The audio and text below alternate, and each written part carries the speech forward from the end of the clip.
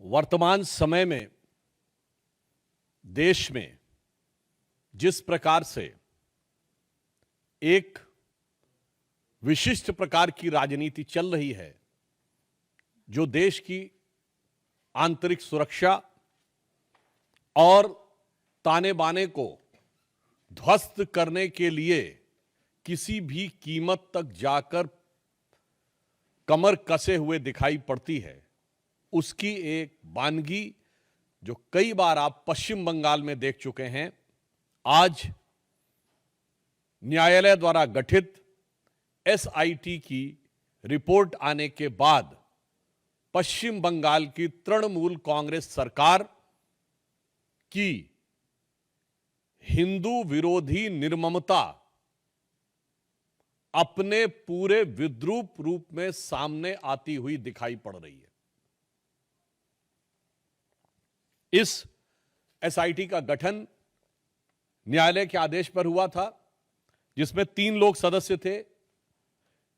एक registrar law national human right commission के थे और 2 सदस्य पश्चिम बंगाल की न्यायिक सेवा के थे, अर्थात एक मानवाधिकार आयोग से सदस्य थे और 2 पश्चिम बंगाल की न्यायिक सेवा वेस्ट बंगाल लीगल सर्विसेज थे। और उन्होंने 11 अप्रैल 2025 फ्राइडे यानी 11 अप्रैल जुमे के दिन 2 बजे से लेकर 4 बजे के बीच में जो घटनाएं हुई हैं, उनके बारे में जो अपना ऑब्जर्वेशन दिया है, उससे तृणमूल कांग्रेस, इंडी गठबंधन और ये सेक्युलरिज्म के सो कॉल्ड सेल्फ चैंपियंस का नकाब पूरी तरीके से उतर गया है। पहली बात, बहुत आश्चर्य और दुख की बात है कि जो लोग ये कहते थे कि पाकिस्तान से युद्ध करने की क्या जरूरत है, सिर्फ आतंकियों के ऊपर कार्रवाई हो, जबकि हमारी सरकार ने आतंकियों पर ही कार्रवाई की, उनमें से एक ने भी नहीं बोला कि पश्चिम बंगाल के मुर्शिदाबाद में किसी भी विषय को लेकर आपको आपत्ति है तो हिंदुओं के ऊपर हिंसा करने की क्या जरूरत है।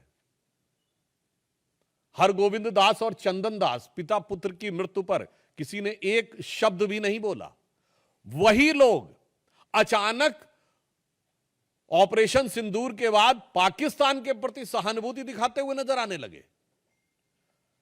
इसमें जो फाइंडिंग्स आई हैं, पहला पॉइंट जो तृणमूल कांग्रेस ने यह प्रचार करने का, भ्रम पैदा करने का प्रयास किया था कि इसमें बाहर के लोग शामिल थे। उनके कुछ सांसदों ने दूसरे राज्यों के लोगों का नाम लिया था, विशेषकर उत्तर प्रदेश बिहार का नाम लिया था, जो सरासर अनुचित है।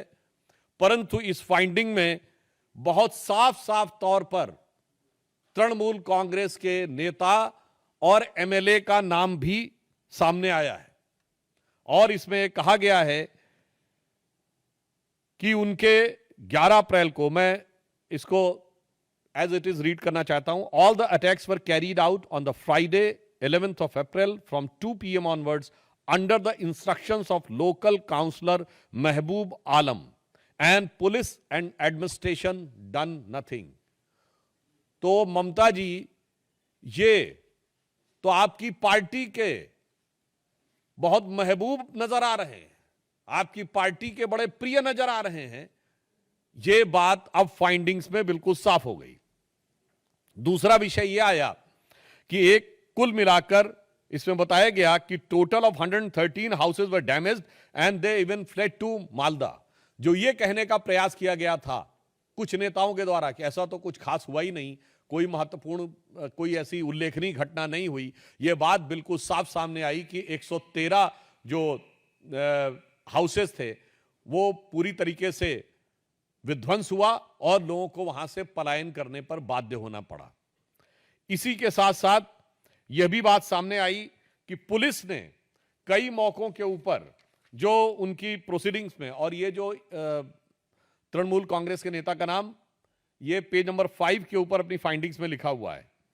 फिर यह बताया गया कि दे want a permanent BSF camp and central armed police for their own protection। यानी पहले तो लोगों के घर विध्वंस हुए, फिर लोगों को पलायन पे बाध्य होना पड़ा, और पश्चिम बंगाल की पुलिस पर उनका इतना विश्वास हो गया कि वो सीमा सुरक्षा बल और केंद्रीय सुरक्षा बलों के ही कैंप में रहने के लिए उद्यत थे। यह साफ दर्शाता, और आगे लिखा है, the West Bengal police did not respond at the village of Bedbona called at 4 p.m. on Friday and 4 p.m. of Saturday, but police did not pick up the call। यानी गांव के लोगों ने जब उनको मदद की गुहार लगाई, पुलिस ने कुछ नहीं किया। और कितनी गंभीर बात है कि पुलिस का फोन न पिकअप हो ऐसे समय में, जबकि वहां दंगे या सुनियोजित हिंदुओं को टारगेट करते हुए आतंकी शैली में दंगे किए जा रहे हों, तब अगर पुलिस नहीं उठाती है तो यह एक बड़ा गंभीर तथ्य है जो प्रकाश में आया है। और यह भी बात सामने आई है कि residents of Shamsherganj, Hijaltala, Shulutala, Dighri, they came masking up their faces. यानी यह भी बात साफ आई कि चेहरा छुपाकर लोग सुनियोजित ढंग से हिंसा करने के लिए आए थे। एक बात बहुत स्पष्ट हो गई है कि हिंसा का प्रकार चाहे कोई भी हो, राजनीति का प्रकार चाहे कोई भी हो, वार सिर्फ और सिर्फ हिंदू समुदाय के ऊपर है।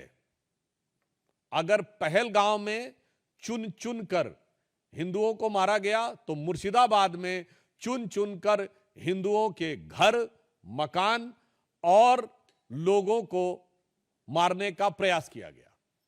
मुझे लगता है कि अब इसके बाद पश्चिम बंगाल सरकार के पास किसी प्रकार का मुंह नहीं रह गया है यह कहने का कि वहां पर हिंसा नहीं हुई थी,